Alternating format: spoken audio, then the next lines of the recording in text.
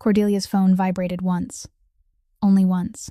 But Brianna Holloway saw the way her fingers tightened around the arm of the chair, and she knew, with the same instinct that had kept her alive through 11 years of drifting, that her life had just changed. 30 seconds earlier, she had been reading to her in the sitting room at Ashworth House. October sunlight poured through the tall windows, spilling gold across the hardwood floor. Everything had been peaceful, just like every other afternoon for the past 3 years, ever since the day she arrived with one suitcase and not a single living relative. But Cordelia didn't tell her to keep reading.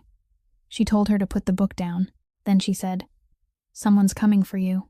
Cordelia Malone, the woman Brianna had served for 3 years, the woman she had always believed was nothing more than an eccentric, wealthy widow, began to tell the truth. That Brianna's uncle, Douglas Holloway, the man who had stolen her parents' estate and thrown her into the street when she was only 16, had borrowed money from her grandson's organization, $2.7 million.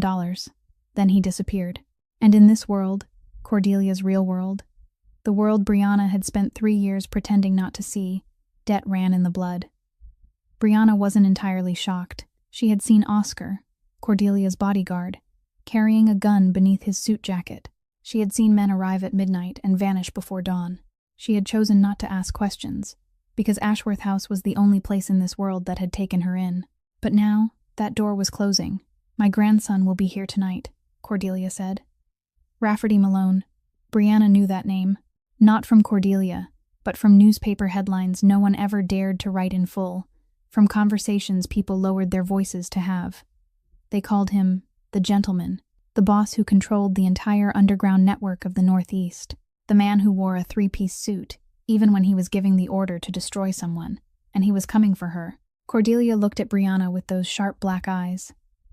"Put on the blue dress I gave you. When my grandson walks in, you need to look like you belong to this house, not like prey." Brianna wanted to run, but she had no money, no family, no place in the world where the underworld wouldn't find her. She changed into the dress with trembling hands. Then, the security camera at the front gate lit up. A line of black SUVs rolled slowly through the gravel drive, steady and certain, like something that couldn't be stopped. Cordelia rose to her feet, leaning on her cane, her posture commanding and unyielding. "Remember what I told you? Don't bow your head, don't apologize, and don't ever let him see that you're afraid." Brianna Holloway had no way of knowing that the next 7 days would change everything, that the mafia boss who stepped through those gates would look at her with a cold, steely gaze, and then never be able to stop looking, that she would be forced to choose between freedom and love with the most dangerous man she had ever known. But it all began with a phone call, one vibration, and a debt she had never borrowed. If you'd like to know what happens when Brianna comes face to face with the gentleman, please hit like to support the channel. Share this video with someone who loves dramatic stories too. And don't forget to subscribe and turn on the bell so you won't miss the next chapter. The great doors of Ashworth House opened without a knock. Brianna stood behind Cordelia, her fingers laced so tightly behind her back they almost hurt, fighting to keep her breathing even. She had spent the last 3 hours bracing herself, ever since Cordelia had told her the truth. But nothing could have prepared her for the moment Rafferty Malone stepped across the threshold. He was taller than she had imagined. His broad shoulders nearly filled the doorway. His black 3-piece suit fitted to his body like armor tailored by hand. His dark hair swept back so perfectly not a single strand had fallen out of place. But what stole Brianna's breath wasn't his size. It was his eyes. His piercing stare was as cold and sharp as a freshly honed blade. They swept across the grand hall in less than 2 seconds, taking in everything. The position of every servant, the angle of every camera, the distance to the door, and then came to rest on Cordelia. He walked forward, removing his leather gloves with 2 precise movements, as if he had done it 10,000 times before, and placed them into Oscar's waiting hand behind him, without even turning around. Then he bent and kissed his grandmother's cheek. "You called. I came." His voice was low, polished, courteous, but Brianna could hear what lay underneath that courtesy, the absolute control of a man who never allowed himself to lose composure. Cordelia lifted a hand to his cheek and smiled. "You look tired." "I look busy," he corrected. Then his gaze shifted to the right, and stopped on Brianna. She felt that look like a physical touch, heavy, cold, pressing against her skin. He didn't look at her the way one person looks at another. He looked at her the way a man studies a piece he hasn't yet decided where to place in the larger picture. "Who is this?" 2 words, not rude, but not for a second suggesting she was important enough to be asked directly. He asked Cordelia, not her. Cordelia answered in an even voice. "Brianna Holloway, the one who's cared for me these past 3 years, and also Douglas Holloway's niece." The air in the hall changed at once. Brianna saw it happen, the way Oscar leaned ever so slightly forward behind him, the way the 2 bodyguards by the door lowered their hands, the way Raph's jaw tightened beneath his skin. He looked at her again. This time, everything was different. She was no longer an unplaced piece. She had become the target. "Douglas Holloway owes me $2.7 million. His voice was still low, still courteous, but the temperature in the room seemed to drop. "He disappeared 3 months ago, without a trace. And you?" He tipped his head just slightly. "You're here." Brianna swallowed. Her throat had gone dry, but she wouldn't allow herself to look down. Cordelia's words rang through her mind. "Don't bow your head. Don't apologize. Don't let him see you're afraid. I have nothing to do with my uncle." Her voice came out smaller than she wanted, but it didn't shake. "I haven't seen him since I was 16. He took everything my parents had and threw me into the street. I don't know where he is. I don't want to know." Raph didn't react. He didn't nod, didn't frown, didn't shift his expression at all. He only looked at her, and Brianna had the strange feeling that he was reading every word she spoke, not with his ears, but with something deeper, the instinct of a man who had heard thousands of lies and somehow learned to recognize the truth in a way she couldn't understand. "In my world," he said slowly, "that doesn't matter. Debt runs in the blood. You're Douglas's blood. You're here. That's all I need." Brianna felt the floor tilt beneath her feet. He didn't say she was guilty. He said she was present. And in his world, those 2 things weren't different. "You'll stay," Raph said, and it wasn't an offer. It was a verdict. "Until Douglas shows himself. You're the only thing that might draw him out of hiding. Prey." She was prey. Brianna opened her mouth to say something, anything at all, but Cordelia cut across the moment. Her voice rang out, clear and commanding, carrying a force that made even Rafferty Malone stop. "Sit down, both of you. I'm not finished speaking." Cordelia didn't sit down. She remained standing, leaning on her cane, her spine rigid with a lifetime of authority, looking at both of them with unblinking black eyes. Raph had taken the armchair to the right of the fireplace, not because she told him to, but because he wanted to hear the rest and bring this whole matter to an end. Brianna sat across from him, her back not quite touching the chair, her hands resting on her lap, her fingers locked together so tightly her knuckles had gone white. She could still feel the weight of Raph's unblinking, iron-colored gaze at the edge of her vision, heavy as something physical. But she didn't turn toward him. She kept her eyes on Cordelia. Cordelia was the only person in the room she trusted, though now she wasn't sure how far that trust ought to go. "There's something you don't know, Rafferty." Cordelia spoke in the same calm voice one might use to discuss the weather. "Your grandfather's will." Raph tilted his head slightly. That was the only reaction he allowed himself. "I know the will." "You know the part Patrick wanted you to know," she answered. "There's an additional clause. His lawyer kept it sealed at my request, until I decided to reveal it. And I've decided today." She moved slowly toward the window, the light throwing the long shadow of her cane across the hardwood floor. "The entirety of the Malone family's legal holdings, the real estate, the public shares, the declared accounts, may pass to you only if you marry before the age of 37. Silence. Brianna saw Raph's fingers tighten on the arm of the chair, slow and controlled, but tightening all the same. "You have less than a year left," Cordelia went on. "If you don't, everything passes to the second line of inheritance, the Caruso family." The name landed in the room like a bullet. Brianna didn't know much about the Carusos, but she knew enough from 3 years of overhearing conversations she was never meant to hear. Caruso was the enemy. Caruso was the reason Raph's father was in the ground. Raph stood up, slowly, with control, but Brianna could see his jaw harden like stone. "How long have you kept this from me?" "Since the day your grandfather died. 14 years. His voice was still low, still polished. But beneath that polished restraint, Brianna heard something splitting open. "And you choose today to tell me. Because today, I have a solution." Cordelia turned, and looked at Brianna. Brianna felt that look like a laser, precise and purposeful, and she understood before Cordelia even spoke. Her stomach tightened. "Marry Brianna," she said. No softening, no preamble. The two words dropped into the center of the room. A marriage in name only, a clear contract. Brianna is released from Douglas's debt and placed under protection. You keep the legal holdings. After 1 year, a clean divorce. No one loses anything. Raph turned and looked at Brianna. This time, she looked back. Those stormy orbs were no longer cold. They were burning, with anger, with disbelief, and with something dangerously close to betrayal. "You want me to marry your servant?"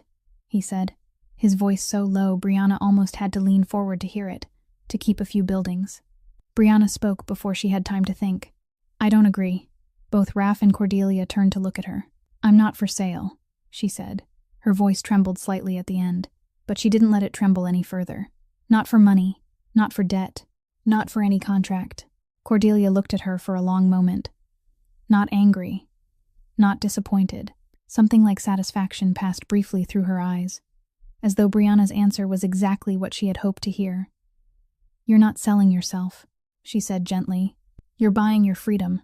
That's entirely different." Then she turned to Raph. Her voice changed, softer, but heavier, carrying something Brianna had never heard from her before, the fatigue of someone who had lost too much. "Your father died protecting this family. Declan died on his own kitchen floor to preserve everything Patrick built. And now you would let all of it fall into Caruso hands because of your pride?" The room went still. Brianna looked at Raph. She saw something crack in his eyes, fast and deep, and then vanish beneath the surface at once, but she had seen it. The name Declan had done what no one else in that room could do. It had silenced Rafferty Malone. He didn't sit down.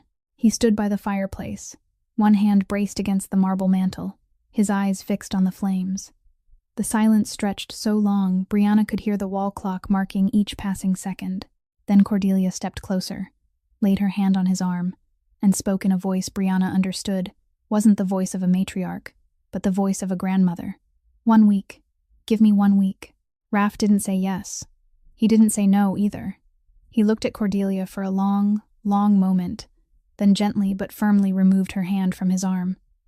1 week, he said, to verify that she has nothing to do with Douglas, and to consider it, but don't mistake that for agreement. Cordelia nodded, slow and satisfied, like someone who had already seen the next move before her opponent ever lifted the piece. 1 week is enough. She turned to Brianna. "You're staying too. This isn't a question."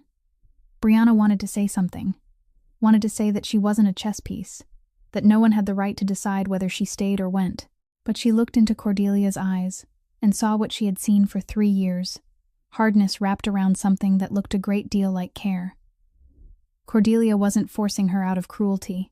She was forcing her because she believed this was the only way to keep everyone safe. Brianna nodded, said nothing. Cordelia struck her cane once against the floor, sharp and final, like the sound of a gavel ending a trial. Then it settled. "Everyone get some rest. Tomorrow, we begin." She turned and walked toward her private rooms. Oscar opened the door for her, then disappeared after her. The 2 bodyguards withdrew toward the front entrance. The servants faded back into shadow. Within seconds, the great hall stood nearly empty, leaving only Brianna and Raph. She turned to go to her room, but his voice stopped her. "Miss Holloway." She froze, didn't turn around. "I don't trust you." There was no anger in his voice, no coldness, just the truth, spoken in the voice of a man who had lived by suspicion his entire life and had no intention of changing now. Brianna turned back. The light from the corridor cast both of their shadows against the opposite wall, long and distorted. She looked into his gray eyes. They weren't as cold as they had been when he first walked in. They looked tired and wary, like her own eyes every morning in the mirror for the past 11 years. "I don't trust you either," she answered. Not a challenge, not fear, just her truth, set beside his. Raph looked at her for another few seconds. She didn't know what he was searching for in her face, a lie, weakness, or something else entirely. But whatever it was, he didn't find it, because he gave the slightest tilt of his head, so faint it was almost invisible, then turned and walked away toward the west wing. His footsteps on the hardwood floor were steady and sure, until they disappeared beyond the bend in the corridor. Brianna stood alone in the hallway. Her heart was beating faster than usual, but she didn't run. She climbed the stairs slowly, past the second floor where the guest rooms still glowed with lamplight, past the third floor where the lights in Cordelia's rooms had already gone dark, and up to the attic level where her room sat at the end of a narrow hall. It was a small room, with a ceiling sloping under the roofline, one window overlooking the front grounds, a single bed, a wooden wardrobe, and a bookshelf Cordelia had allowed her to fill herself. This was where Brianna had lived for 3 years. Longer than anywhere else since the day her parents died. She closed the door, slid the bolt, leaned her back against the wood, and trembled. Not trembling because she was afraid of Rafferty Malone. She had survived winters in Hunts Point. She had slept in shelters where you had to hide your shoes beneath your pillow so they wouldn't be stolen. She had worked night shifts in bars where men looked at her the way they looked at objects. She knew what fear was. This wasn't fear. This was something else. Something she had no name for. When Raph had looked at her in the hall, when he had said, "Debt runs in the blood. You're here." When his gaze moved over her as though reading a page from a file, she had felt something she hadn't felt in a very, very long time. Seen. Not looked past. Not looked down on. Not looked through as though she were air. But seen. Directly. Fully. Without turning away. 11 years. 11 years of living like a ghost among the living. And tonight, for the first time, someone had looked straight at her, and that someone was the most dangerous man she had ever met. Brianna noticed the new camera before she noticed the sun had risen. She woke at 5 o'clock in the morning, just as she did every day, opened the door to her attic room, and her eyes stopped on the right-hand corner of the hallway ceiling, a small black device, mounted to the wooden frame with a metal bracket still bright and new, untouched by dust. It hadn't been there last night. Her visual memory confirmed it at once. She knew exactly how that corner of the ceiling had looked every morning for 3 years, and today it was different. She didn't break stride. She didn't look up. She didn't let the slightest sign show that she had seen it. She simply walked on, down the stairs, through the second-floor corridor, and toward Cordelia's room. Along the way, she counted 2 more cameras, one at the head of the stairs, one in the corner of the hallway leading to the great sitting room. Rafferty Malone didn't trust her, and he was proving it through a lens. Brianna wasn't angry. She understood. If she had been in his position, she would have done the same. In the world she had grown up in shelters, in late-night bars, in jobs where employers looked at her like something replaceable, she had learned one thing: when someone doesn't trust you, don't try to convince them. Just live the way you've always lived. The truth doesn't need a defense. So she lived as usual. She helped Cordelia into her morning robe. She made the tea exactly the way Cordelia liked it. Earl Grey, no sugar, hot milk served separately. She wrote letters as Cordelia dictated, her handwriting neat and steady. She read to her after lunch. She walked with her in the garden that afternoon, supporting her over the uneven gravel. She did everything exactly as she did every other day, because every other day was the truth of her life. Meanwhile, downstairs, in the study Brianna wasn't allowed to enter, Raph was reading her life on paper. Oscar laid the file on the oak desk at 7 o'clock that morning. It wasn't thick. Brianna Holloway's life wasn't complicated enough to make a thick file. Raph turned each page. Gelding. Her parents had died in a house fire when she was 16. Her uncle, Douglas Holloway, had been appointed her guardian. Sold the house, sold the car, emptied the savings account, then surrendered guardianship 6 months later. Brianna entered the New York City shelter system. After that came 14 jobs in 8 years. Washing dishes in Queens, cleaning motel rooms in Jersey City, waitressing in a late-night bar in Brooklyn, working as a cashier in a convenience store in the Bronx, and 10 other jobs, even shorter, even more temporary, leaving behind no trace except a few lines in her federal tax record. No meaningful bank account, no property, no car, no passport, not a single incoming or outgoing call tied to any number connected to Douglas Holloway in the past 5 years. No contact with anyone except Cordelia Malone. Oscar stood silently by the desk while Raph read. When Raph closed the file, Oscar spoke in his usual level voice, stripped of emotion, though Brianna would never know that beneath that even tone was something dangerously close to pity. Clean. So clean it's almost pitiful. Raph didn't comment. He set the file aside, opened his laptop, and went back to work. But Oscar noticed, because Oscar noticed everything, that Raph didn't move on to the next matter right away. He sat still for a few seconds, his eyes resting on the last page of the file, the one listing the address of the final shelter Brianna had stayed in before coming to Ashworth House. Hunts Point, Bronx. Raph knew that neighborhood. That afternoon, when Brianna brought Cordelia back to her room after their walk, she passed the door to Raph's study. The door stood open by only a few inches. She didn't stop. She didn't tilt her head. But her ears sharpened by 11 years of listening for footsteps in shelter hallways, so she'd know who was coming and whether she ought to pretend to be asleep, caught Raph's voice through the narrow opening. Low, clear, cold. Still no sign of Holloway. Widen the scope. Check every financial contact from the past 5 years. I want to know where he is before the weekend. Brianna kept walking. Her feet didn't stop. Her face didn't change. But inside her chest, something turned to ice. Douglas was still being hunted. The hunt hadn't stopped because she was here. Her being here was part of the hunt. Cordelia had said, freedom. Raph had said, 1 week. But Brianna was beginning to understand the truth that lived between those two promises. The debt wasn't finished. Douglas hadn't been found. And in this house, she wasn't a guest. She was a hostage with an expiration date. On the morning of the second day, Cordelia called Brianna into her private room before breakfast. She was seated in her black velvet chair, her tea untouched, her eyes as sharp as ever. You'll have breakfast with my grandson. Brianna paused in the middle of sorting the letters. Ma'am, I don't think that's a good idea. I didn't ask what you think. I told you what you'll do. Her voice didn't rise. It wasn't harsh, but it carried the kind of authority that didn't need volume to make people obey. Brianna nodded. She walked toward the large dining room with slow steps, wishing the hallway were longer. Raph was already there. He stood beside the tall window overlooking the garden, his back turned to her. Morning sunlight poured through the glass and fell across the shoulders of his white shirt. No suit jacket today. His sleeves rolled to the elbows. When she entered, he turned around, not angry, not cold. Just something Brianna couldn't read. And that unsettled her more than the coldness had.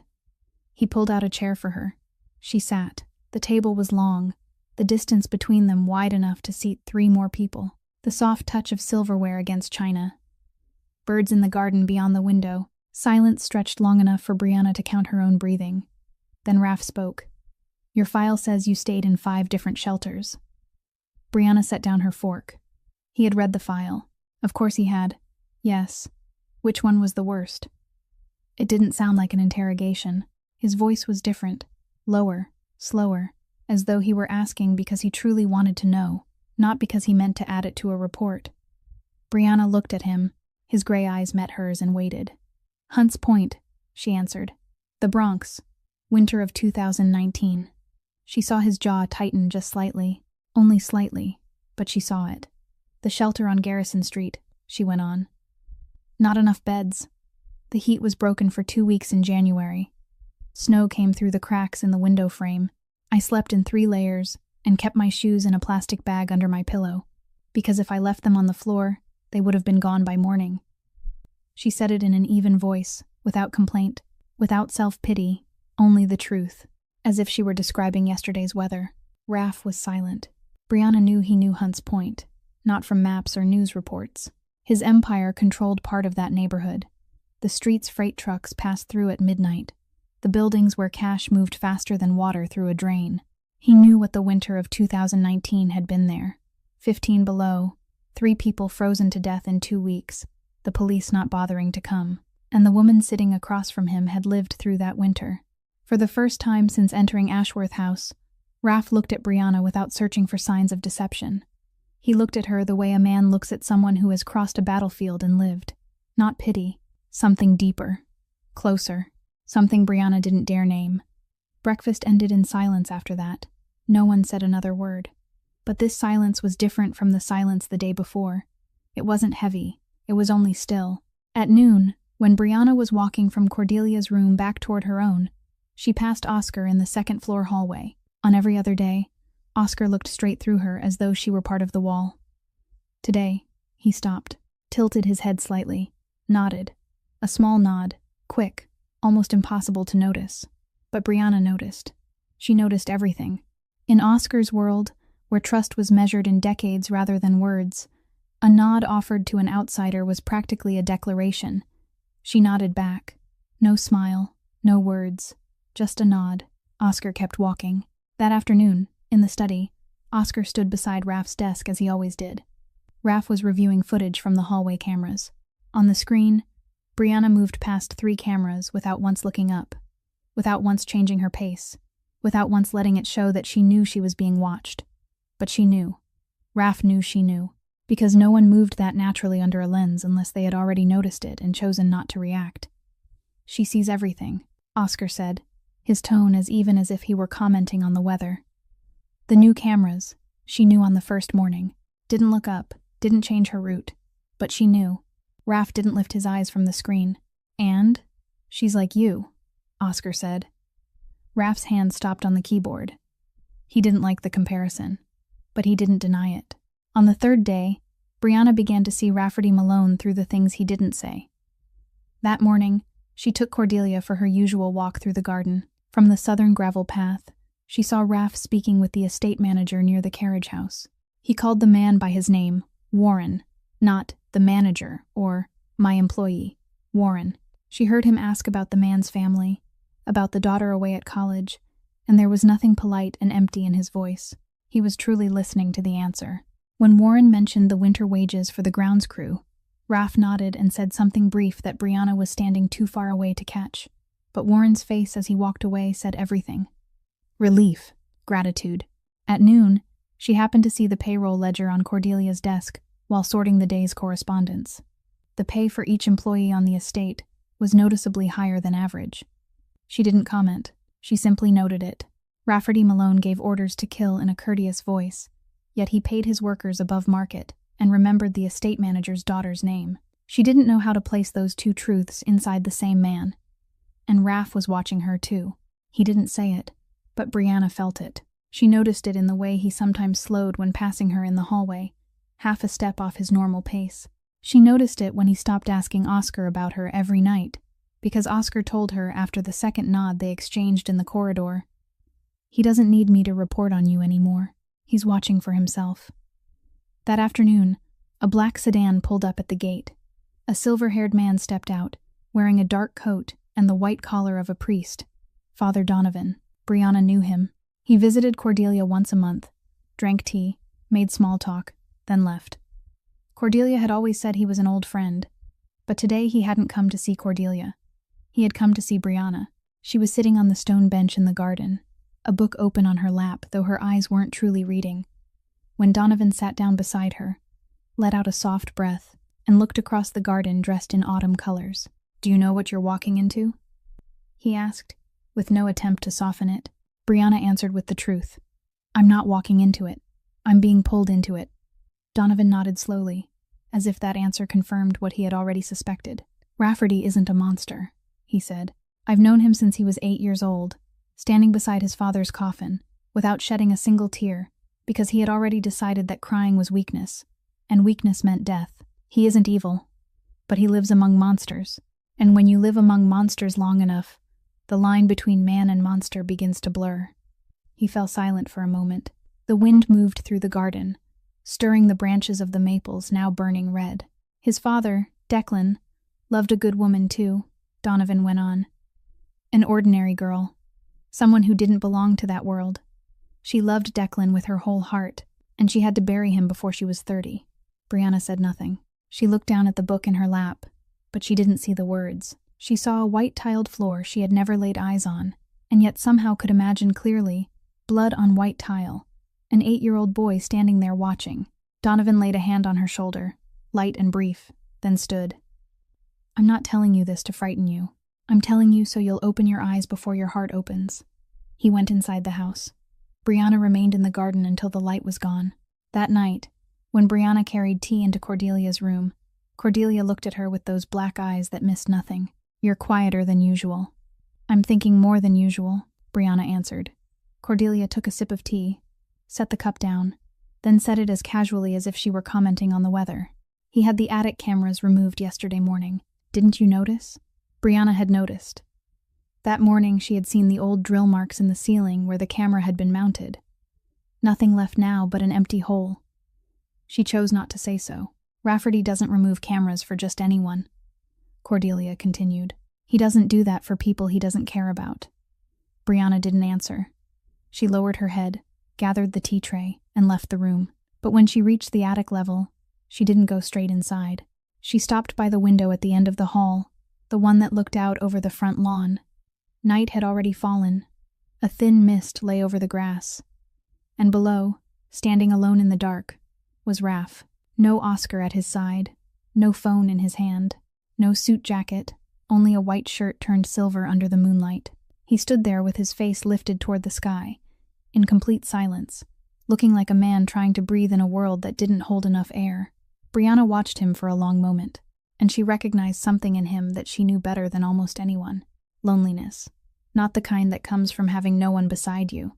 The kind that has lived in your bones for so long it becomes part of your body. So long you forget what the feeling is called. So long you start to think you're fine because you no longer feel anything at all. She knew that kind of loneliness. She had lived with it for 11 years. On the night of the 4th day, Brianna couldn't sleep. She lay on the bed in her attic room, eyes open, staring at the sloped ceiling above her. The old drill hole where the camera had once been mounted sat directly over her head, dark and empty. She thought about Donovan, about the white tiled floor, about Raph standing alone in the yard the night before. Then she heard voices. The old ventilation shafts of Ashworth House ran through the walls from the attic all the way down to the first floor. A system from the days before the house had modern air conditioning. Cordelia had once explained that they no longer worked, but Brianna knew they still carried sound. 3 years of sleeping in that room had taught her every echo that traveled through those vents. Cordelia's soft nighttime cough, Oscar's early morning reports over the phone, the footsteps of maids cleaning the rooms below. She knew every voice in this house. And the voice drifting up through the vent now didn't belong to anyone she knew. Low, slightly rough, speaking English in a slow, controlled rhythm. Raph's voice cut in, then another voice she recognized as the lieutenant in charge of the docks. They were in a meeting. The study on the first floor, directly beneath her room.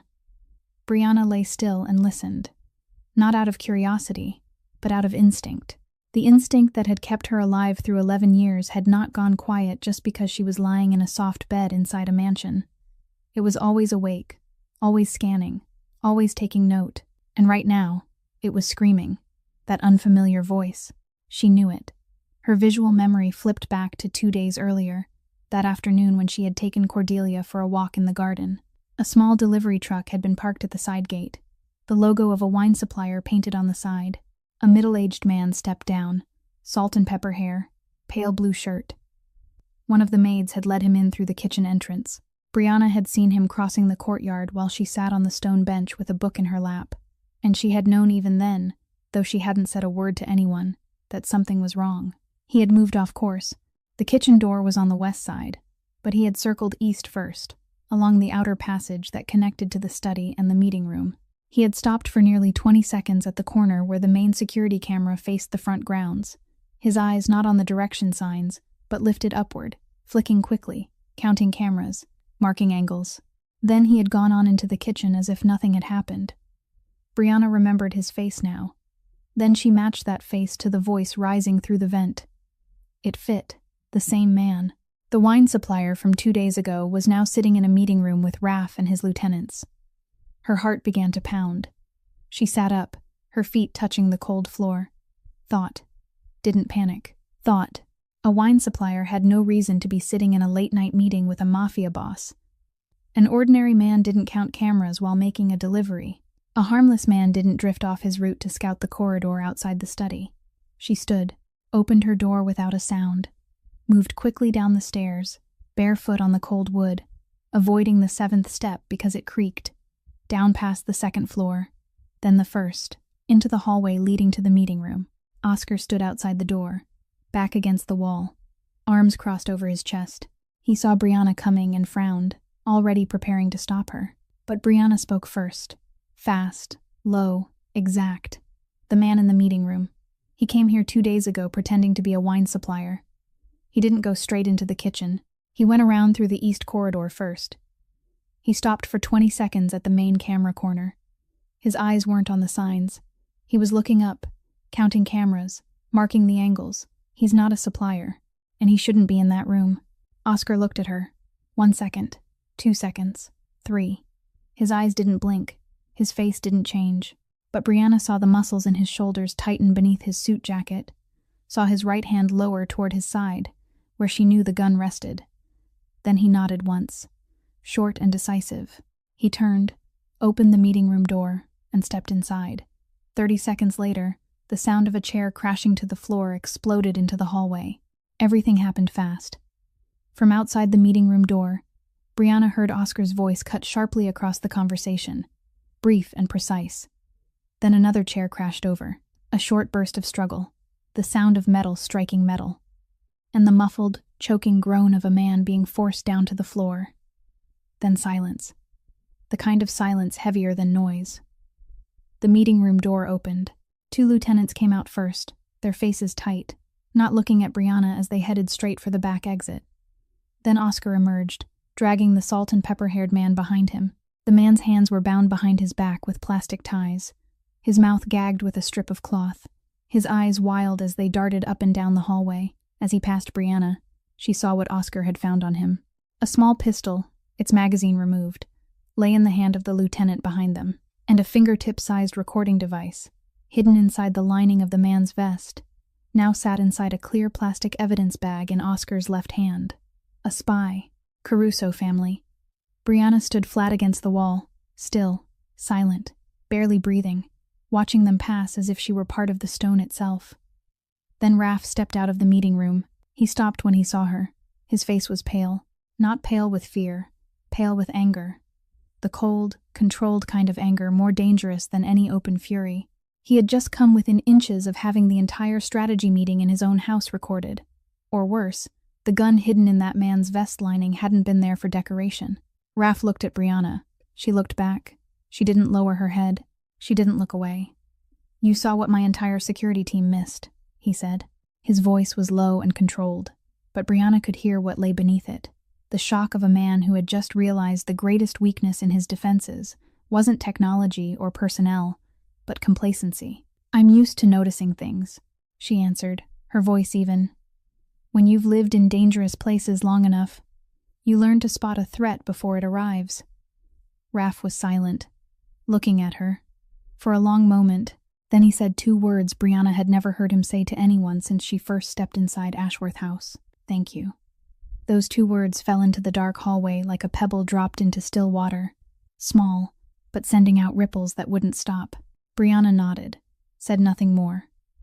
Raph turned away and moved quickly toward the east wing, where Oscar had taken the spy. Brianna remained in the hall, her heart still beating hard, telling herself she ought to go back upstairs, ought to go to sleep, ought to pretend nothing had happened tonight, and make Cordelia's tea in the morning, as always. But her feet didn't take her upstairs. They carried her toward the east wing, not out of curiosity, because the instinct that had screamed at her the moment she heard that strange voice through the old vent still hadn't gone quiet. It was telling her the night wasn't over, that she needed to know, needed to see. The east wing corridor was long and darker than the rest of the house. Only 1 lamp burned at the far end, spilling a pale yellow glow against the stone wall. The last door stood slightly open. Not much, only a few inches. Enough for Brianna, as she passed, to see inside. Raph was seated in a wooden chair across from the spy. His suit was still immaculate. His back was straight, 1 leg crossed over the other. His hands rested on his lap, fingers woven together, perfectly calm. He was speaking to the spy in a courteous voice, the same voice he had used when asking Warren about his daughter, the same voice he had used when he thanked her minutes earlier. But his eyes were different. Through the crack in the door, Brianna looked into Raph's eyes and saw something that turned her blood cold. Emptiness. Absolute emptiness. No anger, no hatred, no mercy, no feeling at all. It was like looking into the eyes of a statue, the man she had seen give the faintest smile across the breakfast table, the man who had gone still when Cordelia spoke Declan's name, the man who had stood alone under the night sky in the yard. That man was gone. The one sitting in that room was someone else entirely. Raph asked the spy a question. His voice was even gentle, as if he were asking whether someone preferred tea or coffee. The spy didn't answer. Raph didn't repeat himself. He only gave the smallest nod toward Oscar, who stood at his side, Oscar stepped forward. Brianna stepped back. Her feet moved out of the strip of light spilling through the doorway, her back touching the cold hall wall. She didn't see what happened next, but she heard it. She heard a chair scrape across the wooden floor. The sound of fabric tearing, a noise she didn't want to name, then the muffled groan of pain behind the cloth gag, then Raf's voice, still polite, still soft, asking the same question again. Brianna stood there in the dark hallway with her back against the cold stone and understood. Courtesy and mercy, two words she had once thought belonged together. But in Rafferty Malone's world, they were two entirely different things. Brianna returned to her attic room with quicker steps than the ones that had carried her there. She closed the door, slid the bolt into place, and sat down on the edge of the bed. Her hands rested on her thighs, palms turned upward, as if she were checking to see whether they still belonged to her. She wasn't shaking. She should have been shaking. She had just stood outside a door and listened to a man being questioned by methods she didn't want to imagine, and she wasn't shaking. That made her feel sicker than the sounds from the East Wing ever had. She lay down, pulled the blanket to her chest, and closed her eyes. But her eyes wouldn't stay closed. The dark ceiling stared back at her, the empty drill hole where the camera had once been mounted like a blind eye, and she saw Raf's face again through the crack in the door. Empty eyes, courteous voice, that small nod toward Oscar before everything began. Father Donovan's words echoed in her mind. So clearly it felt as though he were sitting beside her bed. When you live among monsters long enough, the line between man and monster begins to blur. Brianna opened her eyes, stared at the ceiling, and wondered, am I falling in love with the man I should be afraid of? The word love touched her consciousness like a finger pressed against a burn, sudden, painful, and impossible to pull away from. She didn't know when it had begun. Was it when he pulled out her chair at breakfast? When he asked, which place was the worst? In a voice that truly wanted to know. When he stood alone in the yard beneath the darkness, looking like a man carrying the weight of the whole world without ever being allowed to set it down? Or had it started long before that, 3 years earlier? When he walked past her in the hallway without a glance, and she hated the way her heart still beat faster even though he didn't know she existed. She didn't know. She only knew that tonight she had seen two faces of the same man, and both of them were real. Raf remembered the estate manager's daughter's name. Raf gave Oscar the nod to torture a man with a courteous voice. Both were him. And she, Brianna Holloway, the girl who had once slept clutching her shoes in a Hunts Point shelter, was now lying in bed asking herself whether she could live with both of those faces. The sound of an engine drifted up from the yard. Brianna looked at the clock on the wall. 3 a.m. She sat up, crossed to the window, and looked down. A black SUV was backing out through the side gate, its headlights off, only the faint red pulse of the taillights flashing before it disappeared into the darkness of the road leading off the estate. She didn't know who was inside the vehicle. She didn't need to know. She knew enough. Handling it in Rafferty Malone's world didn't mean calling the police. It meant a vehicle at 3 a.m, headlights dark, driving toward a place no one would ever ask about.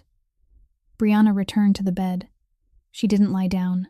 She sat with her back against the wall, the blanket wrapped around her shoulders, her eyes fixed on the door, waiting. She didn't know for what. 4 a.m, a knock at the door, soft, 2 knocks, slow, not a servant's knock, not Oscar. Brianna knew who was standing outside before she opened it. She knew because her heart had begun beating in that different rhythm, the one she had spent 4 days trying to ignore. She opened the door. Raf stood there. His suit jacket was gone. His tie hung loose and crooked against his wrinkled shirt. His eyes looked exhausted, the dark circles beneath them heavier than she had ever seen. And he looked like a man who had lived 3 days inside a single night.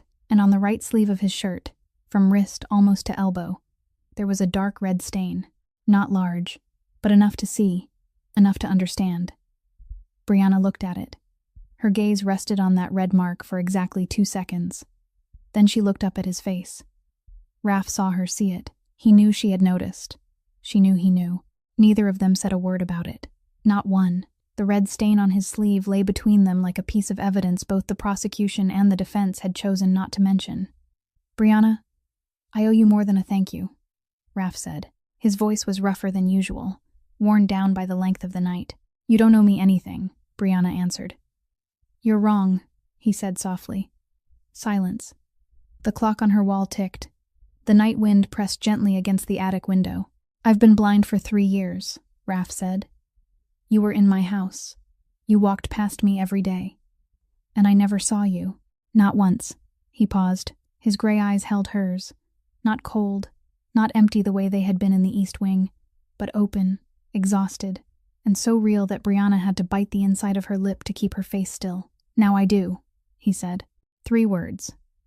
Heavier than $2.7 million. Heavier than the will. Heavier than the sound of the vehicle at 3 a.m. Brianna didn't answer. She didn't know how to answer. Raph gave the slightest nod, as if her silence was enough. Then he turned away and went down the stairs, his footsteps fading into the dark. Brianna closed the door, slid the bolt back into place, leaned her back against the wood, looked down at her own hands. Her hands weren't shaking, and that frightened her more than anything else she had heard that night, because it meant she was getting used to it. On the morning of the 5th day, Brianna walked into the dining room and realized something had changed. Not the room, not the light. Raph. He was already seated at the table, but today he wasn't standing by the window with his back to her the way he had every other morning. He was sitting closer, in the chair nearest the one she would take, with only a single empty seat between them instead of 3. On the table, beside the cup of coffee he was drinking, sat a second cup already poured, Earl Grey. No sugar, hot milk in a small pitcher on the side, exactly the way she drank it, exactly the way she made it for Cordelia every morning and for herself every night. Brianna looked at the tea, then at Raph. He didn't explain. He didn't say, I noticed what you drink. He only nudged the plate of pastries toward her and said, sit. 1 word, but the tone was different. Not the command of a man used to being obeyed. The invitation of a man who had thought of her before she walked into the room. She sat down, and for the first time in 5 days, breakfast didn't begin in silence. Raph asked a question, not the kind that belonged in a file. Not, where have you been? What did you do? How long? A different kind. Which job did you like best? Brianna thought for a moment. Cashier at a convenience store on Grand Concourse. The Bronx. Morning shift. Why? Because the owner was Korean. He didn't talk much, but every morning he left a lunchbox aside for me. He never asked if I was hungry. He just left it there. That was the first place where someone gave me something without wanting anything back. Raph listened. He didn't nod automatically.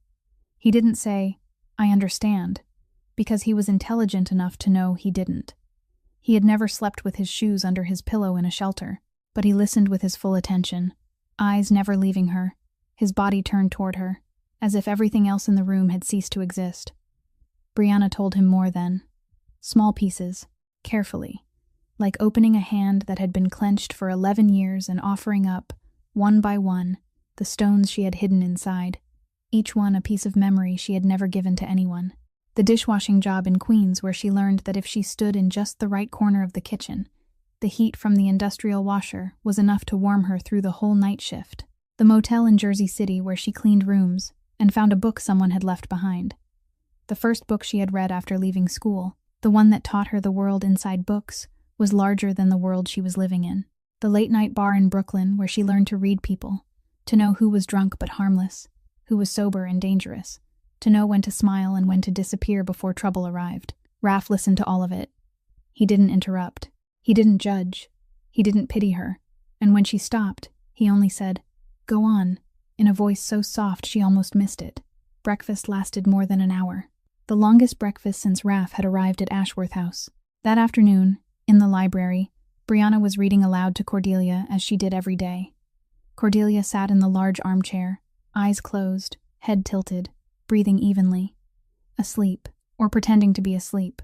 Brianna suspected she was pretending, because her breathing wasn't as steady as it was in real sleep, slightly faster, the rhythm of someone listening while feigning rest. She kept reading, her voice low and even. Then the library door opened. Raph stepped inside. I need my grandfather's journal, he said, looking toward the shelf behind Brianna. 3rd shelf down. She set the book she had been reading aside, stood, and walked to the shelf. Raph moved there too, from the opposite direction. The bookshelf was tall, packed close with books, the light in the library warm and golden. She reached up to the 3rd shelf. He reached too, the same shelf, the same place. Her fingers brushed his. Both of them went still. Brianna felt the warmth of his skin pass into hers, faint, but so clear she could hear her own heartbeat in her ears. She didn't pull her hand away. He didn't pull his away. 3 seconds passed. 3 seconds as long as 3 minutes. Then Raf spoke, his voice low, nearly a whisper, only enough for her to hear. "You make me lose control. I'm not used to that." Brianna swallowed. Her heart was beating in her throat. "Neither am I," she whispered back. Their fingers were still touching on the spine of the old book. Neither of them moved. The air in the library thickened, warm and heavy, carrying something both of them recognized and neither of them dared to name. In the armchair behind them, Cordelia Malone opened one eye, looked at the two of them standing by the shelf with their fingers touching in the late afternoon light. Then she closed her eye again and smiled. That night, after dinner, Brianna didn't go upstairs right away. She stepped out onto the back veranda of Ashworth House, where the wooden roof extended over a row of stone benches facing the southern garden. The October air was just cold enough to make her shiver slightly, but she didn't go back inside. She needed space. She needed to breathe somewhere without walls around her, without cameras, without his flinty gaze tracking her every movement. She sat on the stone bench, pulled her cardigan closer around her shoulders, and looked at the thin crescent moon, sharp as a cut across the sky. Footsteps sounded on the wooden floor of the veranda. She didn't turn around. She knew who was coming before he sat down beside her, because Raf's footsteps were different from everyone else's in that house. Steady, certain, the space between each step exactly the same, the footsteps of a man who controlled everything, even the way he walked. He sat at a distance that was just enough. Not too close, not too far. The silence stretched between them, but it wasn't heavy. It was the kind of silence shared by two people who didn't need words to know the other was there. Brianna kept her eyes on the moon. Then she asked softly, without looking at him. The photograph on Cordelia's desk. The young man standing beside the old car. "Was that your father?" She felt him go still beside her. Not much, only for a beat, as if his body had raised its defenses before he had time to decide whether it needed to. Silence. Long enough that Brianna thought he wouldn't answer, and she had already prepared herself to turn to another subject. Then he spoke. Declan Malone. His voice was even. His face remained turned toward the garden, not toward her. "My father. That photograph was taken when he was 25, a year before I was born." He stopped. Brianna said nothing, didn't ask more, didn't press. She had learned from the shelters that when someone is deciding whether to open a door, the worst thing you can do is knock. "He was shot when I was 8, Raf said. His voice stayed even, stayed controlled, like he was reading from a report. "In the kitchen, in our house in Red Hook, Brooklyn. Sunday morning. He was making coffee." He stopped again, swallowed. Brianna saw his throat move in the dark. "The floor was white tile," he said. "The kitchen had white tile. My mother liked white tile because it made the room bright, and I was standing in the kitchen doorway, watching the coffee spill across the floor and mix with my father's blood on the white tile, spreading out, slow, little by little, and I remember thinking it looked like a map, like the maps my father used to spread over the dining table every evening, showing me where the docks were, where our territory was, where the lines were that no one was allowed to cross." He told it in that same even voice. His eyes looked straight into the darkness ahead, not at her, not at anything, or maybe at something only he could still see. That kitchen 28 years ago, the white tile, the coffee and blood, the 8-year-old boy standing in the doorway. 2 men walked out through the back door. Caruso men. I didn't know their names then. I only knew they stepped over my father without looking down. Like he wasn't there, like he was part of the floor. Raf stopped. The silence stretched again. The wind stirred the branches in the garden, leaves whispering softly. "I didn't cry," he said. "Not because I was strong, because I decided in that moment that crying was what made people look down at you, and I was never going to let anyone look down at me again." Brianna sat still, listening. Every word he spoke fell into her like stones dropping into a deep well, sinking and sinking without ever reaching the bottom. She didn't say, "I understand," because she knew she didn't, not completely. She had lost her parents at 16, old enough to remember everything, but also old enough to force herself back to her feet. He had lost his father at 8, seen it with his own eyes, on a white-tiled floor, and had taught himself to stop crying all in the same morning. Those were two different kinds of loss. She wouldn't dare compare them, but she knew one thing. Raf's hand, resting on his thigh, was trembling, slightly, almost too faint to notice. But Brianna noticed everything, and she knew, after 5 days of watching him, that Rafferty Malone's hands never trembled. Those hands removed gloves with perfect precision. Those hands gave Oscar the nod to act without a flicker of hesitation. Those hands signed orders, held whiskey glasses, controlled the entire underworld of the Northeast. Those hands didn't shake. But now, on the back veranda of Ashworth House, beneath the thin October moon, those hands were trembling, because he had just told her something he had perhaps never told anyone in 28 years. Brianna didn't say a word. She didn't need to. She only reached out slowly, gently, and placed her hand over his. He stopped trembling, for a second. Then he turned his hand over, palm up, and took hers. Tight, his fingers closed around hers, hard, almost painfully, as if she were the only thing keeping him from falling, as if letting go would make her vanish and leave him once again alone on that white tiled floor. They sat there without speaking, hand in hand, the crescent moon thin above them, the wind cold, but neither of them went inside, and Brianna understood, with something deeper than reason, that she wasn't staying because he was strong. She was staying because he was broken too. They sat like that long enough for Brianna to lose all sense of time. His hand was still holding hers, tight but no longer painful, only warm and steady now, like a man who had finally found an anchor and didn't want to let go. The October wind moved across the veranda, carrying the scent of wet maple leaves and cold earth. The crescent moon shifted slowly across the sky. Neither of them spoke for many minutes. Then Raf broke the silence. "I don't want you to leave when the week is over."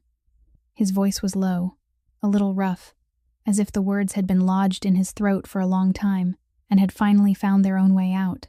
Brianna didn't turn to him right away.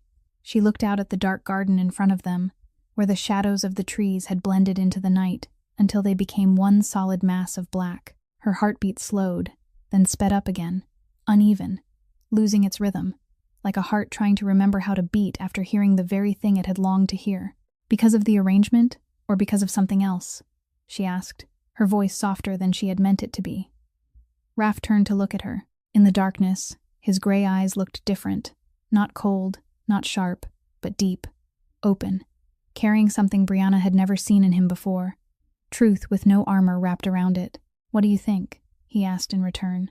Brianna knew the answer. She knew it from the way he had poured her tea exactly the way she liked it that morning, without asking. From the way he had said, "Go on," when she spoke about her past. From the way his hand had trembled when he told her about the white-tiled floor, and the way he had held on to her as if afraid of losing the one thing keeping him from sinking. She knew. But knowing and hearing weren't the same thing. She turned to look at him. Close. Closer than she had realized. His face was only inches from hers, the moonlight tracing the line of his nose and the hard edge of his jaw. His eyes were on her, waiting, not pressing, not demanding, only waiting. Then he leaned down, slowly, giving her time, giving her room to pull away if she wanted. If she turned her face, if she stood up, if she said no, he would stop. Brianna knew that as surely as she knew her own name, because Rafferty Malone controlled everything, and that included never taking what another person wasn't willing to give. She didn't pull away. She closed her eyes. His mouth touched hers, softly, so softly that for a moment Brianna wasn't even certain it was real, like a butterfly landing and lifting away, like a dream brushing against consciousness before fading. He paused there, his lips against hers, his breath warm on her skin, giving her one final moment to choose. She chose. She lifted her hand and placed it against his chest, where she could feel his heart beating beneath her palm. Fast and hard, the complete opposite of the calm exterior he always wore. And the kiss deepened, slowly, surely. His mouth was warmer and softer than she had imagined. And she had imagined it, more than she wanted to admit. In the nights, she lay awake in the attic, staring at the ceiling. His hand left hers and moved up her arm, over her shoulder, then stopped at the back of her neck, his fingers slipping gently into her hair, holding her without trapping her. The kiss tasted of restraint finally surrendered, of two people who had tried to keep their distance for 5 days, and were now admitting that distance had never truly existed at all. When they parted, His forehead rested against hers. Both of them were breathing harder than before. Brianna opened her eyes. His were already open, looking at her, close enough that she could see herself reflected in the gray. "I'm still afraid of your world," she whispered, her voice trembling slightly at the end. Raph didn't pull back. His forehead remained against hers. His hand remained at the back of her neck. "I know," he whispered back. Then, softer still, almost soundless, "I'm afraid too." Those 3 words fell between them like the last shard of glass from the wall he had spent 28 years building. For the first time in his life, Rafferty Malone admitted fear to someone, and that someone was the girl who had once slept holding her shoes in Hunts Point. They stayed on the veranda a while longer after that, hand in hand, saying nothing more. The words already spoken were enough. But the next morning, the world they both feared came knocking at Ashworth House in a line of white cars trimmed in silver, and a smile sharp as a blade. Brianna woke on the morning of the 6th day, with the feeling that her lips were still warm. She lay still for a few seconds, staring at the sloped attic ceiling, her fingertips brushing her lower lip. Last night had been real. The kiss had been real. His hand in her hair had been real. The words "I'm afraid too" had been real. She allowed herself to hold on to that feeling for 3 seconds more. Then she got up, washed her face, braided her hair, put on a simple dress, and went downstairs. Because in this house, 3 seconds was all the luxury reality allowed. She knew that the moment she looked out the second-floor hallway window. Down in the front drive, beside Raph's familiar line of black vehicles, there were 2 new SUVs, white, silver-trimmed, out-of-state plates. She hadn't even had time to think before Cordelia's voice rang out from the sitting room on the first floor, clear, sharp, carrying something close to irritation held in check by decades of practice. "I didn't invite them." Brianna hurried down the stairs. Cordelia was standing beside the window in the sitting room, leaning on her cane, standing with regal poise, her eyes fixed on the front drive. Raph stood in the middle of the room, phone in hand, his jaw tight. Oscar was by the door, one hand resting near his side. "The Davenport family," Raph said, his voice flat. "Don Aurelio and his daughter." The great doors of Ashworth House opened. Brianna stood behind Cordelia, the position she knew well, the place of the caretaker, invisible, at the edge of the room. But today she didn't feel invisible. She felt exposed. Don Aurelio Davenport entered first, 60 years old, silver hair combed smooth, a pale gray suit cut to perfection, the broad smile of a man accustomed to being welcomed everywhere he went. He shook Raph's hand, embraced Cordelia with a familiarity Brianna recognized at once as false, because his eyes didn't smile with his mouth. Then Priscilla Davenport stepped in behind her father, and Brianna understood immediately why this world considered Priscilla the perfect choice for Rafferty Malone. She was beautiful. Not ordinarily beautiful, beautiful in a way that looked designed. Soft blonde curls spilling over her shoulders, flawless skin, a designer dress fitted close to her body that Brianna estimated cost more than 6 months of her old wages. Her smile was wide, white, perfect. Everything about Priscilla Davenport was perfect, and Brianna, standing there in the simple dress Cordelia had given her, her hair plainly braided, no jewelry, no lipstick, felt that perfection like a slap. But she didn't study Priscilla's clothes or face for long. She looked at the eyes, and those eyes told her everything she needed to know. They moved. Fast, precise, systematic. They swept across the sitting room in less than 3 seconds, taking note of Oscar's position, the camera in the corner of the ceiling, the distance from the front door to the back. Then they stopped on Brianna, assessed, categorized, dismissed, all in a single glance. Brianna recognized it instantly because she had seen that kind of look before, on the face of the Caruso spy pretending to be a wine supplier. The same kind. Calculating, searching for weakness, building a map. Priscilla stepped toward Cordelia, kissed her cheek, her voice sweet as honey. Then she turned to Brianna. "And this must be Cordelia's caretaker I've heard about?" She smiled. That smile was sweet as sugar, and Brianna knew sugar could be mixed with glass. How lovely. 2 words, gentle, harmless to anyone who didn't know how to listen. But Brianna had spent 11 years surviving by hearing what people didn't say, and she heard what lay beneath those 2 words, contempt wrapped in politeness, the same kind she had heard in Raph's debt runs in the blood that first night. Only Priscilla hid her blade with lipstick instead of a suit. Throughout the morning, while Priscilla sat drinking tea with Cordelia and Don Aurelio talked business with Raph in the study, Brianna watched. She saw Priscilla take out her phone 4 times. Each time, she angled the screen away from everyone's line of sight, tilted about 45 degrees, just enough to keep anyone from reading the display. Once might have been habit, 4 times was intention. Brianna noticed, said nothing. Before lunch, when the group was standing in the main hall, Priscilla approached her. She stood close, closer than politeness allowed, her smile still perfect. "I hear Cordelia's grandson has been spending rather more time with the caretaker than usual," Priscilla said, her voice low enough for only the 2 of them to hear. "I hope you haven't mistaken courtesy for something else." Priscilla's eyes held Brianna's. The smile was gone now. Only steel remained. Brianna didn't answer, not because she was afraid. Because she was busy observing. She was putting the pieces together. The eyes that moved like a spy's. The phone angled away 4 times. The knowledge of something between her and Raph that Priscilla shouldn't have known if she had arrived only that morning. Brianna didn't answer, but she knew. Priscilla Davenport hadn't come to Ashworth House to compete for a man. She had come to wage war.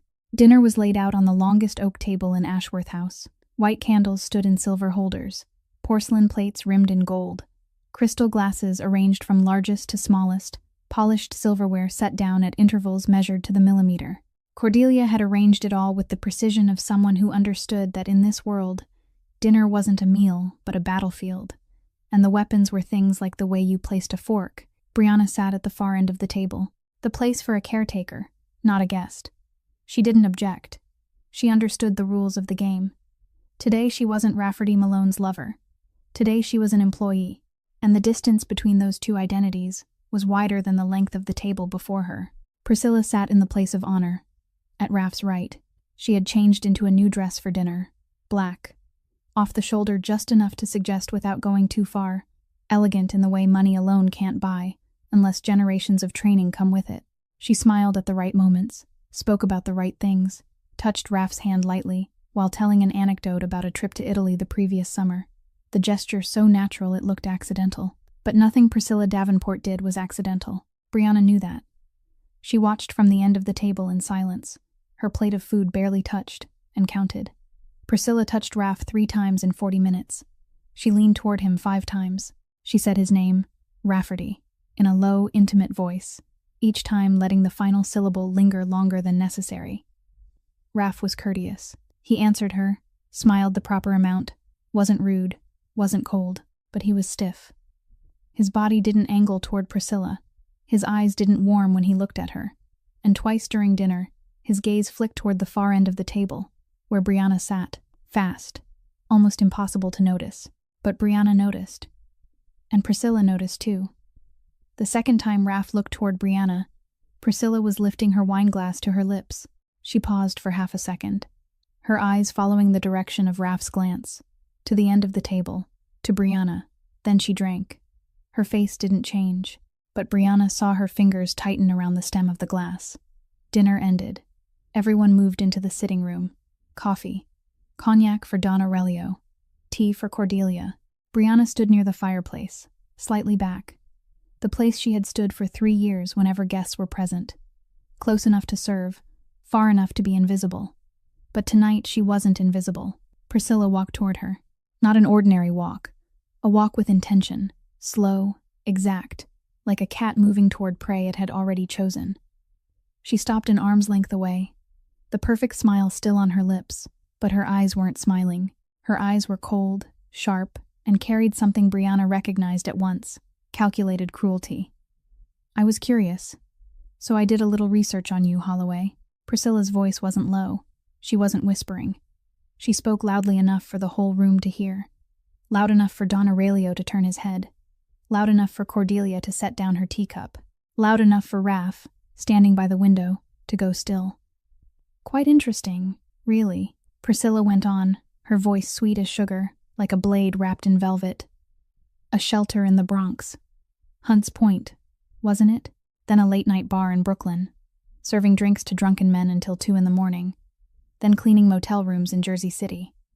She paused, looked around the room, made sure everyone was listening. Everyone was listening. "And your uncle?" Priscilla said. Douglas Holloway owes $2.7 million. Ran, disappeared, left behind you, his only niece, in the very house of the man he owes. She tilted her head, looking at Brianna with that false pity Brianna had seen hundreds of times in her life. From shelter workers, from bar owners, from everyone who looked at her and saw something pitiable instead of something worthy of respect. You didn't come here because you love anyone, Priscilla concluded, her voice gentle, soft, cruel. You came here because there was nowhere else in this world willing to take you. The room went silent, not a sound. No glass against china. No breath that could be heard. Absolute silence. The kind that comes after an explosion, when everything has already shattered and the pieces haven't yet had time to hit the ground. Brianna stood beside the fireplace. Every eye in the room turned toward her.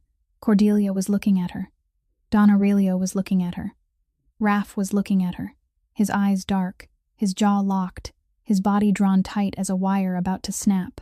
And Priscilla was looking at her too, that perfect smile still in place, waiting for her to cry, waiting for her to run, waiting for her to break. The past Brianna had hidden for 3 years had just been ripped open in front of everyone. Every piece of it, the shelters, the late-night bar, the uncle drowning in debt, lay scattered across the sitting room of Ashworth House like dirty things dumped out in the middle of a formal dinner. She felt the ground give way beneath her feet. She felt the air pulled out of her lungs. She felt her eyes burn and her throat close. But she didn't fall. Brianna took a breath. Slow, deep. She felt the air move into her lungs, cold and heavy, and she held it there for 1 second before letting it out. 11 years. 11 years of surviving by not collapsing in front of people who were waiting for her to collapse. Shelter workers had looked at her with pity when they handed her a thin blanket. The bar owner had looked at her with contempt when she asked for an advance on her wages. Her uncle had looked at her with emptiness when he closed the door on the house her parents had left behind. She hadn't broken in front of any of them. She wouldn't break in front of Priscilla Davenport. She straightened. Her back left the fireplace. Her shoulders opened. Her eyes lifted. She looked directly into Priscilla's eyes. Everything you said is true. Brianna's voice didn't shake. It wasn't raised. It wasn't quiet. It was even clear, carrying through the silent sitting room like the sound of a bell. I lived in shelters. I served drinks in bars. I cleaned motel rooms. I survived a Hunts Point winter when people froze to death in the street. I lived through those things. She paused. 1 beat. But you, Brianna said, her voice unchanged. Not angry, not scornful, only truth placed beside truth. Could you survive even 1 day in any of it? The room went still. A different kind of silence from the one that had followed Priscilla's words. That silence had been shock. This one was respect. Or at the very least, astonishment. Priscilla opened her mouth, but no words came out. For the first time since entering Ashworth House, her perfect smile vanished, and what lay underneath flashed into view for half a second. Anger, helplessness, and fear. Fear, because she had just thrown the hardest blow she had, and the woman standing in front of her hadn't fallen. Don Aurelio set his cognac glass down on the table, slowly, his eyes on Brianna with an expression she couldn't read. Cordelia sat still, one hand resting on her cane, her eyes bright, not surprised, not worried, only satisfied, the way she was always satisfied when a truth she had seen long before anyone else was finally proven. Raph stood by the window, his jaw still tight, but his eyes had changed. The darkness that had gathered in them while Priscilla spoke was still there, but now it had mixed with something else, something hot, deep, fierce, something Brianna would never forget even if she lived another 100 years. Then the sitting room door opened. A servant stepped inside, face pale, eyes darting to Raph, then to Brianna, then back to Raph again, clearly unsure which of them he ought to address. "Sir," the servant said, his voice trembling as he looked at the tablet in his hand, "our scouts just tracked down Douglas Holloway. He was caught trying to board a bus in Newark. Oscar's men have brought him to the gate. He's begging for a chance to see his niece before he's dealt with." The room froze. Time stopped moving. Brianna heard that name and felt the floor tremble beneath her feet. Not literally, but that was how it felt. As if the house itself were trying to throw her out. Douglas, her uncle, the man who sold her parents' house, the man who signed away guardianship when she was 16, the man she hadn't seen in 11 years. The man Raph had been hunting. Here he was. Here. Raph looked at Brianna. His ash-colored eyes were sharp, reading her, searching her face for the answer to the question he didn't say aloud, but both of them understood. Which side would she choose? This was the real test. Not Cordelia measuring her, not Priscilla attacking her. Life itself, real life, crashing through the door and demanding that she choose, right now, in front of everyone. Brianna looked back at Raph. She didn't cry. She didn't run. She didn't lower her eyes. "He abandoned me when I was 16, she said, her voice even, though Raph could hear it, and Brianna knew he could hear it.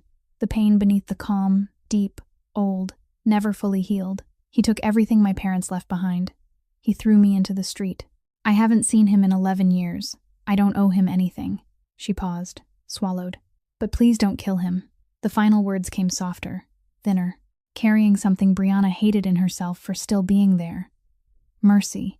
Mercy for a man who didn't deserve it, but who was still blood, still her uncle, still the last broken fragment of family she had ever had. Raph looked at her for a long moment, then he nodded. Once.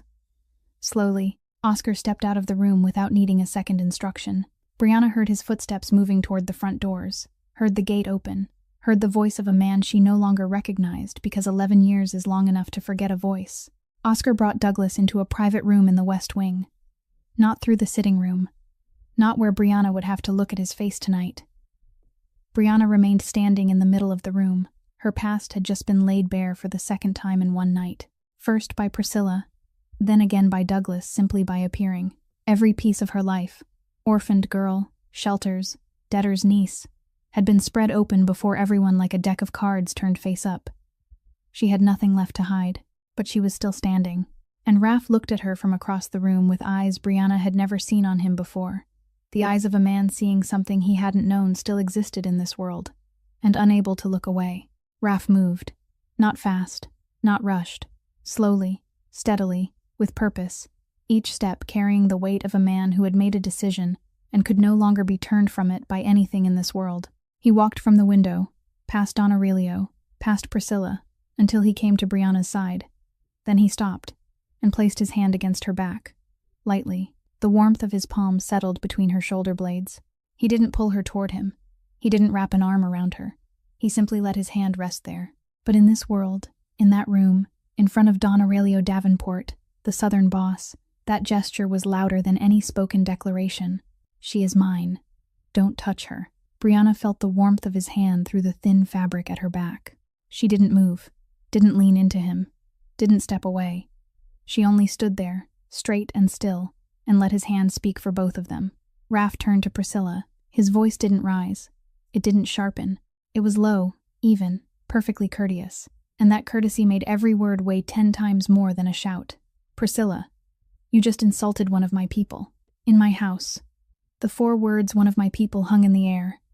Priscilla went pale, not because she was afraid of Raph, or not only because of that, but because she understood at once, with the instinct of someone raised among mafia families, that those 4 words weren't a declaration of affection. They were a declaration of power, and she had just crossed that line. Don Aurelio rose from the armchair slowly and carefully, his eyes moving between Raph and Priscilla. He understood the situation faster than his daughter did. He opened his mouth, perhaps to apologize, perhaps to explain, perhaps to maneuver the moment into something salvageable. But he didn't get the chance to say a single word, because Oscar walked into the sitting room. No knock, no request for permission. He entered, carrying a tablet in his left hand, his face as expressionless as concrete. He went straight to Raph, handed him the tablet. Raph looked at the screen, silent. 2 seconds. 3. Then he lifted his head, looked at Priscilla, and Brianna saw something in his eyes she hoped she would never see directed at herself. Cold, empty, the same eyes she had seen through the cracked door in the East Wing on the night the spy was interrogated. "Oscar," Raph said, his voice smooth as the surface of a lake before a storm, "explain to Don Aurelio how our security perimeter was breached." Oscar took the tablet, turning the screen toward Don Aurelio. "Our signal interceptors flagged an unauthorized device within these walls. We've been monitoring Miss Davenport's outgoing data since she arrived. In the last 24 hours, our system intercepted 17 encrypted messages sent to an anonymous number. The contents were decoded: GPS coordinates of Ashworth House, guard schedules, and detailed floor plans. Oscar paused. The anonymous number was traced to a device registered in Newark, New Jersey, Caruso territory. The room fell silent for the third time that night, but this silence tasted different. Not shock, not respect, danger, the kind of silence that comes just before a gunshot. Don Aurelio looked at Priscilla. His face had gone white. "Priscilla," he said, and for the first time Brianna heard his voice tremble. "What did you do?" Priscilla didn't answer her father. She looked at Raph. Her mouth opened, but no words came. The perfect smile was gone for good. What remained on her face was naked fear, real fear, stripped of disguise, the fear of someone who had just realized the game was over, and she was standing on the losing side of it. The marriage between Raph and Priscilla had never been an alliance. It had been a trap. The Davenport family had been selling Raph to Caruso in exchange for something Brianna didn't know, and didn't need to know. Cordelia rose to her feet. Slowly, her cane struck the floor once, sharp and neat. She looked at Don Aurelio with the same black eyes Brianna had once seen turned toward the late afternoon garden, calm, distant, and absolutely unforgiving. "Get out of my house," she said. "Now." Don Aurelio didn't argue. He took Priscilla by the hand and pulled her toward the door. Priscilla followed him, her steps unsteady, stripped of every ounce of perfection she had carried into Ashworth House that morning. As she passed Brianna, she paused for half a second, looked at her, and in Priscilla Davenport's eyes, Brianna didn't see hatred. She saw fear. Fear of the girl in the simple dress standing beside the mafia boss of the Northeast. The Davenport family left Ashworth House in the night. Engines started. Headlights swept across the grounds. Then they were gone into the dark. The sitting room slowly emptied. Cordelia returned to her room. Oscar vanished toward the west wing where Douglas was being held. The servants cleared the glasses. The candles burned low, wax spilling over silver holders. Brianna stood by the fireplace alone, looking at the fire as it died down. Every mask had fallen. Priscilla, Don Aurelio, Douglas, and her too. Her past, her pain, everything lay exposed on the floor of the sitting room at Ashworth House. There was nothing left to hide. That night, Brianna lay in bed with her eyes open, staring at the attic ceiling. She didn't think about Priscilla. She didn't think about Douglas. She thought about Raph's hand on her back. Warm, steady. One of my people. But why? Because of the arrangement? Because of the will? Because she had saved him from a spy? Because she was a useful piece on the board? She didn't know. And she knew that if she stayed without knowing, if she stayed only because the debt had been erased and the contract was signed, then this love would be poisoned by circumstance. She needed to be chosen, truly chosen, not because of the will, not because she was convenient, because of her. Brianna left the sitting room when the last candle went out. She stepped into the first-floor hallway, where the darkness felt thicker than any night she could remember, with only a single lamp at the far end casting a pale gold wash across the wooden floor. She heard footsteps behind her, steady, certain, the distance between each step exactly the same. She didn't need to turn around. Brianna. The first time he had said her name without Miss Holloway in front of it. Just her name. 2 syllables. Soft. As if he had practiced saying it in his mind many times before finally letting it leave his mouth. She stopped, turned. Raph stood a few steps away, his jacket gone at some point, his shirt sleeves rolled up, looking more tired than she had ever seen him. Tired not from lack of sleep, tired because tonight had stripped away too many layers. Hers, Priscilla's, his own.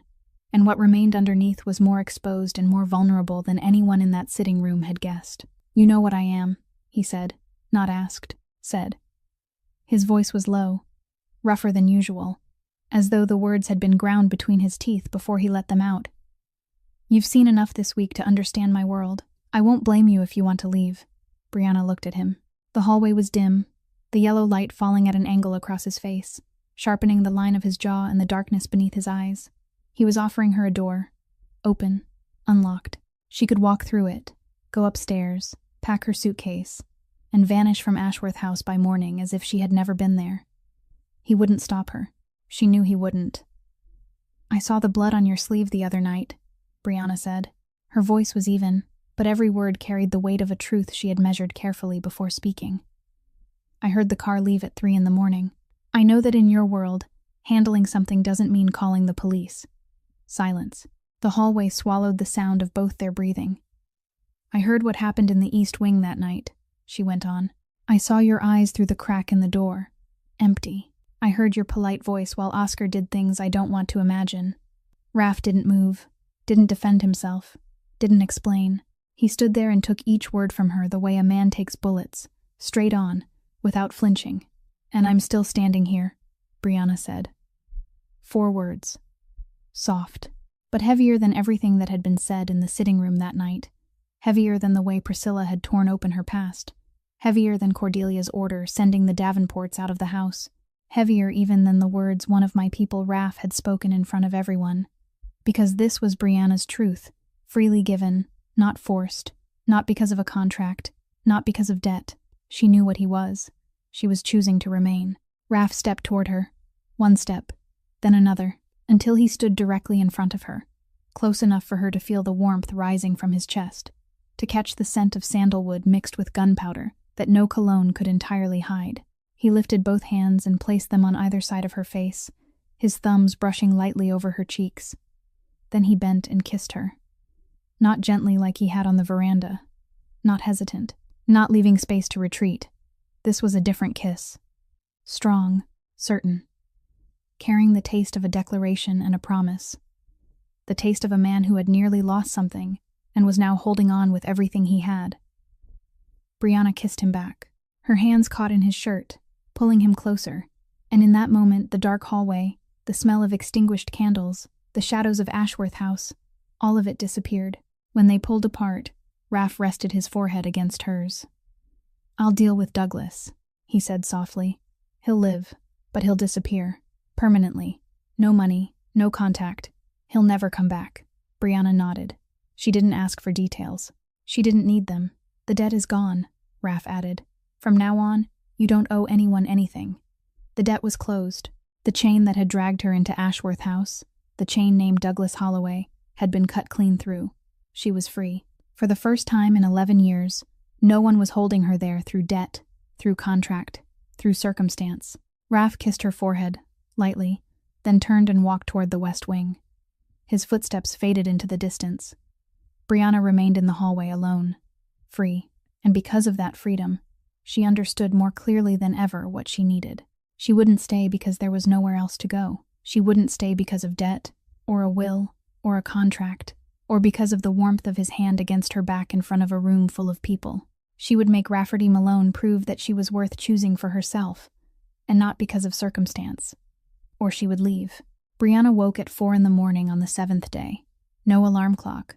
Her body had learned to wake before dawn back in the shelter days, when sleeping too long meant losing breakfast or worse.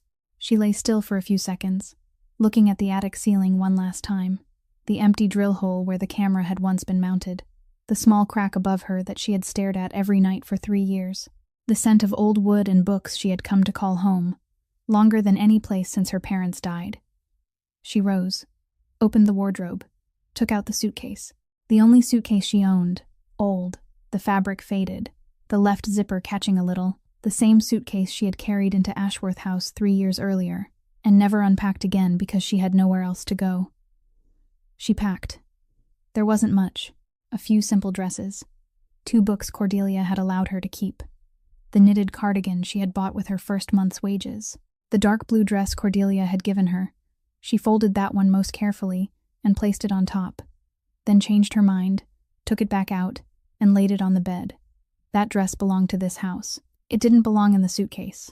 She sat at the small desk by the window, took paper and a pen from the drawer, Cordelia's stationery, the thick, cream-edged paper she had used to write hundreds of letters from Cordelia's dictation over the years. Today she wrote for herself. The first letter was for Cordelia. Her handwriting was neat and steady, though her hands wanted to shake. Cordelia, I don't know how to thank you enough. You gave me a roof when no one else in the world would. You saw me when I had grown used to being invisible. You trusted me enough to keep me here, and I won't ever forget that. But I have to go. Not because I don't want to stay. Because I need to know that if I stay, it's a choice, not desperation. Thank you. For everything. She folded the letter and placed it on the pillow. Then she took the second sheet of paper. This letter was harder. Every word she wrote carried weight. Every word hurt. Every word came with something she had to cut out of her own chest. Rafferty. I'm not leaving because I don't love you. I'm leaving because I have lived my whole life by contracts. The shelter gave me a bed because the system required it. The bar gave me wages because it needed a waitress. Ashworth House gave me a roof because Cordelia needed a caretaker. Every place I have ever stayed came with a condition, a contract, a reason that wasn't me. This time, I want to be chosen for real. Not because a will requires a wife, not because I'm convenient, not because I have nowhere else to go, because of me. If you can't give me that, I respect you enough to leave. She didn't sign it. He would know who had written it. She folded the letter, went downstairs in the dark, and placed it on the desk in his study, the place she knew he would sit first every morning. Then she went back up, took her suitcase, and came down the stairs again. The first-floor hallway was dark and silent. Ashworth House was asleep, but when Brianna reached the end of the hall, near the door leading into the main foyer, she saw a figure. Cordelia, standing in the doorway of her room, in a black silk robe, one hand resting on her cane, black eyes bright in the dark. She looked at the suitcase, looked at Brianna, not surprised. You're really leaving? She asked softly. I have to go, Cordelia. I know. She was silent for a moment. You're braver than I thought. Then she added, more gently, give him a chance. Brianna looked at her, a 75-year-old woman standing in the dark, her back straight, her eyes bright, powerful enough to terrify, and tender enough to love in the very same moment. If he wants me to stay, Brianna said, he has to come himself. Cordelia looked at her for a long moment. Then she smiled, sad, proud, and carrying something very close to hope. Brianna bowed her head to her. Then she turned away, stepped out through the great doors, crossed the grounds, and walked along the gravel path she had taken every day for 3 years. The iron gate of Ashworth House was already open. The night guard had unlocked it at her request over the attic intercom. She stepped outside the gate, stopped. Morning mist lay over the field ahead, white and shapeless, and the world beyond Ashworth House looked like a dream that hadn't yet taken form. Cold, still. She set her suitcase down on the ground, took out her phone, called a taxi. Then she stood there beside the iron gate, the old suitcase by her feet, damp mist settling into her hair, and waited. Waited for the taxi that would take her away from the only place she had ever called home, and waited to see whether Rafferty Malone would come. Raff walked into his study at 5:15 in the morning, as he did every day, coffee on the desk, laptop open. But today, before he sat down, his eyes found the sheet of paper, folded in half, placed neatly in the center of the desk. Cordelia's stationery, the thick, cream-edged paper he recognized at once. But the handwriting wasn't Cordelia's. It was neat, steady, slanting slightly to the right. The handwriting he had seen on hundreds of letters Brianna had written while Cordelia dictated. He opened it, read, slowly, every word, then read it again. From the beginning, even more slowly. His eyes stopped at the line, I'm not leaving because I don't love you. And for a few seconds he couldn't go any farther. Then they stopped at, this time, I want to be chosen for real. Then at, I respect you enough to leave. He set the letter down, looked at it lying there on the oak desk. Then he did something no one had ever seen Rafferty Malone do. He stood up and ran. He didn't take the jacket hanging on the hook behind the door. He didn't straighten his tie. He didn't smooth his hair. He didn't call for Oscar. He ran through the hallway, through the great foyer, out the open front doors, across the grounds, over the gravel drive, toward the gate. The cold morning mist struck his face. His shirt was still wrinkled from the night before, his sleeves rolled up, his uncombed hair falling over his forehead. For the first time in his life, Rafferty Malone wasn't controlling the image he presented to the world. And he didn't care. Brianna stood outside the iron gate, the old suitcase at her feet, her hair damp with mist, her pale blue eyes fixed on the road leading away from the estate, where the taxi had not yet arrived. She heard the gravel crackle beneath fast footsteps, turned, and saw him. Not the gentleman, not the mafia boss of the Northeast. No suit, no tie, hair disheveled, gray eyes wide, startled, stripped bare in a way she had never seen before. He looked like a man who had just lost something and was running to reclaim it before it was too late. Raff stopped a few steps from her, breathing hard, His breath rose in thin clouds in the cold air. He looked at her, looked at the suitcase, looked back at her. "I called my lawyer," he said. His voice was rough, urgent, unpolished, uncontrolled. Nothing like the voice of Rafferty Malone she had come to know. "This morning, before I read your letter, I canceled the clause in the will. All of it. The holdings, the shares, the real estate. I'll let it all go to Caruso if that's what happens." Brianna shook her head. "You can't." "I already did," he cut in. "Douglas's debt. Erased. Oscar has copies of the documents. From this moment on, there's no will, no contract, no debt, no reason for you to stay." He stopped, swallowed. Except one. The mist thinned slowly around them. The first light of morning touched the tops of the maples by the road, pale gold and fragile. Raph stood straight. He didn't kneel. He was Rafferty Malone. He didn't kneel before anyone. But today he stood before her with every layer of armor stripped away, every wall lowered, every point of control surrendered, and that was braver than any kneeling could have been. "I love you," he said. "Not because my grandmother arranged it, not because you saved my life the night of the spy, not because you're convenient, or because I need a wife for a will." He stepped closer. One step. "I love you because you're the only person in this world who looked at me, saw the blood on my sleeve, heard the car at 3 a.m, knew what I am, knew what I've done, and still chose to stay." His voice broke on the final word, slightly, almost too softly to hear. But Brianna heard it. She heard everything. "Will you stay?" he asked. "Not because of a contract. Not because of debt. For me." Brianna looked at him. The man standing before her in the morning mist, shirt wrinkled, hair tousled, his eyes no longer cold, no longer empty, but open, alive, trembling, beautiful in a way she would remember until her final breath. And tears came, slipping down her cheeks, warm and slow. For the first time in 11 years, Brianna Holloway cried not because of pain, not because of loss, not because of fear, but because for the first time, someone had burned away every reason to keep her, only so she could be free to choose. "Yes," she whispered. Raph stepped forward and pulled her into his arms, both arms wrapped around her tight, hard. His face lowered into her hair, and she felt his whole body shaking the way it had on the night he told her about the white-tiled floor, only this time not from pain, but from relief, dizzying relief, like a man finally setting down something he had carried his entire life. He kissed her there in the morning mist, beside the iron gate where 7 days earlier the line of black SUVs had rolled in and everything had begun. They walked back into Ashworth House, hand in hand, their steps soft on the dew-wet gravel. The great doors opened, and in the sitting room, Cordelia Malone was already seated in her black velvet chair.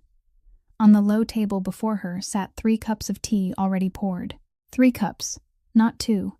She looked at the 2 of them as they entered, her black eyes bright, not surprised. Raph sat down beside her and took her hand. "You win," he said. Cordelia shook her head, smiled, and for the first time, Brianna saw her eyes shining with unshed tears. "This time," she said, her voice gentler than it had ever been, "all 3 of us win." The iron gates of Ashworth House closed. Brianna stood by the window in the reading room, the very place where she had been sitting when Cordelia's phone vibrated 7 days earlier, in another life. Raph came up behind her and placed a hand at her waist, light, warm, certain. Outside, the fields brightened under the morning sun, the mist lifting, the world coming clear. And for the first time, Brianna wasn't afraid of anything beyond the gates, because she knew she belonged on the inside. Not because anyone was keeping her there, because she chose to stay. Brianna and Raph's story is a story about choice, about how the true value of love doesn't live in someone holding on to you, but in their willingness to let go so you can be free, and you're choosing to come back anyway. About how the past doesn't define you, no matter how hard the world tries to use it to judge you. About how courage isn't the absence of fear, but being afraid and standing tall anyway. In real life, every one of us carries private wounds, long nights, betrayals, and those moments when it feels as though no one sees us anymore. But like Brianna, it only takes one person truly looking at you, not past you, not down at you, but into you, for everything to begin changing. If this story touched you, please press the like button to support our channel, and share this video with the people you love so they can hear it too. Don't forget to subscribe and turn on notifications so you won't miss our new stories each day. We'd truly love to know how this story made you feel. Have you ever gone through a moment when you had to choose between safety and real love? Share your thoughts in the comments below. We're always listening from the deepest place in the human heart. We wish all of you watching this video good health, a joyful life, and peace in every day ahead. Thank you for being here with us. Goodbye, and we'll see you again in the next video.